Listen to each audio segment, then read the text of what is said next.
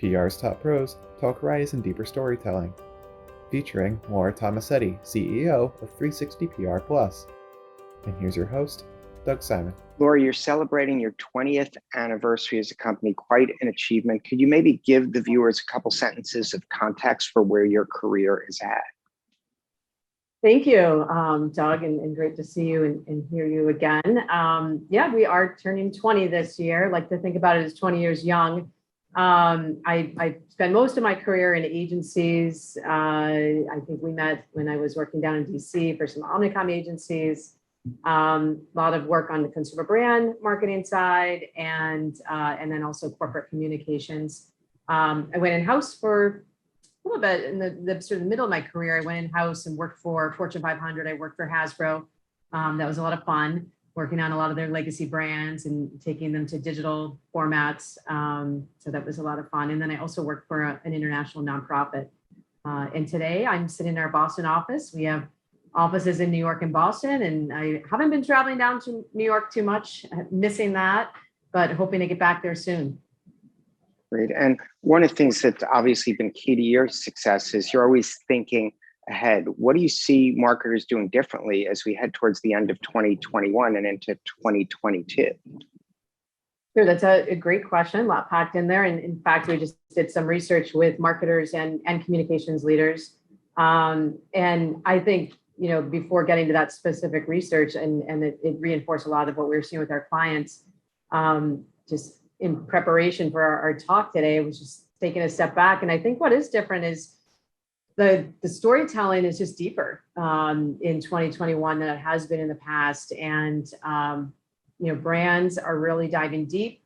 Our research found that brands are really focused on the convergence of brand marketing and corporate reputation. That had already started, I think, some years ago, but it really accelerated over the last 18 months or so. Brands being asked to take stands on social issues and connecting with their audiences, consumers, B2B audiences, customers in new ways and deeper ways. Yeah, and it's interesting there because one of the questions is always, where does the public relations part of the equation fit in? And it seems like there's a pendulum swing where sometimes the silos are being really blurred and then sometimes they're being separated out again. Where are we in that? Do PR people have to be like strong marketers as well? And storytellers, the whole thing is each discipline becoming more alike?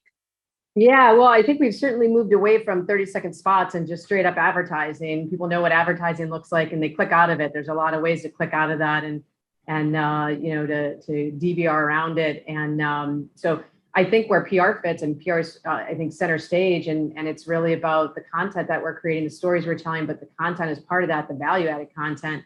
And a lot of that is, longer form, deeper. Some of our research found that brands are really using their CEOs more. We're seeing CEOs really step forward and enjoy that role as not just, and I shouldn't say just, but not just communicating around kind of expected events like earnings, but really being central to brand storytelling. So that deeper storytelling is coming from the top with the help of PR people. I think we're getting to do some really, really interesting and important work in 2021. Yeah, and it's interesting you say that because anecdotally, we're seeing significant increase in CEO participation in things like satellite media tours, getting on television in local markets, which was much harder to get. And interestingly, that's what the media wants. Since COVID, I think journalists have really taken on a new role and realize they have a deeper responsibility, and they want to hear the story from the people who know the most. Frequently, that's CEOs at organizations as opposed to third-party spokespeople. So how do you sort of balance that? Oh, go ahead. I'm sorry. No, I think that's really interesting. And I was speaking with one of our media trainers the other day, and she said, I don't know what's going on. It's like every executive in America, every CEO in America woke up like last week and said, I need media training. So doing a lot of that. We're deploying CEOs, certainly working with organizations like DS Simon. And I think, there's this new appreciation for what we do on the front lines of communication. And a well-told story with a senior executive, and that's going to come from your, that's going to come from your PR team or your corporate comms team, Right. and brand team, I guess. But it doesn't have to be, like you said, that third-party spokesperson, that celebrity. I think there's a place for that for sure, but the most important spokespersons today, brand spokespersons today, are those senior executives, if they're really willing to be out there and not shy away from the tough topics too, and Right. and allow us to look at the news cycle today and say, okay, there's a supply chain story breaking. I think we have something interesting to say here. And so the most adept executive spokespersons are out there when they've got their big launch and there's a new initiative or new product, but they're also not ducking for cover. They want to stay out there and comment on what's happening in the news cycle, and that's one of the best ways to stay relevant. Yeah, and I want to get back to some of the data that you found and also your take on reaching Gen Z audiences, but also to your point, the big change sort of happened during the presidential campaign we saw leading up to it, where national outlets, cable news outlets were literally closed off to businesses wanting to get the stories out. And they really had to go local if they were going to try and reach people. And also there was a new interest in hearing what brands were doing, how they were coping, and how they were helping their customers and consumers. So are there any other sort of nuggets within the findings that you had that you'd like to share that maybe might be a little surprising, or rather just reinforce things that you've been thinking? Yeah, I mean, I think that a lot of times in brand marketing, we talk about brands solving a pain point for their customers, B2B or B2C. And I think, given what you just said, Doug, I think the opportunity is bigger than honing in on a singular pain point. Marketers need to be focused, communicators need to be focused, but no doubt brands have an opportunity to play against a much larger backdrop today.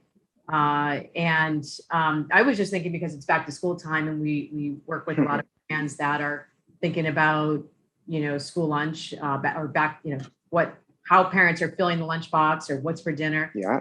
But I was also just thinking about, like, parents today, sending kids back to school. They're not just, as they're packing that lunch, they're not just thinking about what is my kid going to eat today. They're thinking about what kind of experience is my kid going to have today socially. Right. The learning going to be like, are there going to be, mental health challenges that I'm going to need help mitigating? So, some of that's serious, but you could even have, lighter fare. There's places that brands can play, beyond the, okay, my brand is the ingredient for this lunchbox. It's like, well, how am I also bringing more joy, like helping parents bring more joy, get more quality time with their kids? Yeah. So it's probably important that we start attracting members of Gen Z into the PR industry itself. Do you have any ideas to help make that happen, and what would the impact be? Yeah, I think that's a great question, Doug, too, that, this is a generation where the older end of Gen Z, they're in college. They're going to be getting out of college soon. So, and some already are. So we'd be crazy not to create a pathway to the PR industry with this new generation of talent. We held a really interesting program, I thought, over the summer that others could potentially model. In addition to hiring the usual handful of interns that we bring in, and certainly other agencies bring in, we decided to go younger, and we did 2 cohorts. So we brought in a cohort of high school students, so younger Gen Zers, a cohort of college students, older Gen Zers, and we engaged them for a research project. And some of that is what I just spoke to.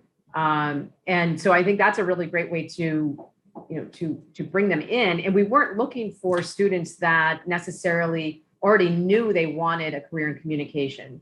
The goal was to really expose them to our industry, show them what we're doing, and give them a valuable experience that they can learn from, get a sense of, wow, this is a really cool industry that I could contribute to in a meaningful way. I have some interesting insights to bring, and some interesting skills to bring. And then, our people really learn from them too. So they learn from us, we learn from them. Different way to think about, bringing in students for a program. So we did that, and that was great. And I do think that, they opened our eyes to, of course we know Gen Z uses social media, but what aspects, why do they use it? And I had mentioned earlier that this is the loneliest generation. There's statistics around that. And so I think understanding that for them, social media really plays a different elevated role in their lives. And I think we need to respect that. And then that, our work with them from, that perspective. Yeah, that's interesting. This completely off topic, but since you're so smart, I'd love to get your take on this based on what you're saying. The fact that the pandemic forced people to sort of not connect in person to person for that younger generation, as well as them spending all sorts of time on their phone and engaging that way. Do you think it'll go back for them? It'll be hard for them to have those person-to-person connections once it becomes safe? And are there implications for communicators about that? I think it's interesting. I think that this generation is really, really different from past generations. They are multitaskers. They are super capable. And so I think they're moving very seamlessly from making those connections online to being back in person and really celebrating that, those opportunities, and shopping a lot online, researching online, but at the same time, going to retail stores like Zara and standing in long lines to get in. So they're not one thing. And they can do multiple things well. So pretty thoughtful generation. I think that they've moved back into, it's not post-pandemic yet, but into the more sort of in-person experiences just fine. Well, no one's going to confuse me with the Gen Zer, but I'm definitely really thankful and appreciative of the opportunity to have you share your thoughts and great insights on our program. Thanks so much. You got. Thanks for the opportunity, Doug. Great to chat.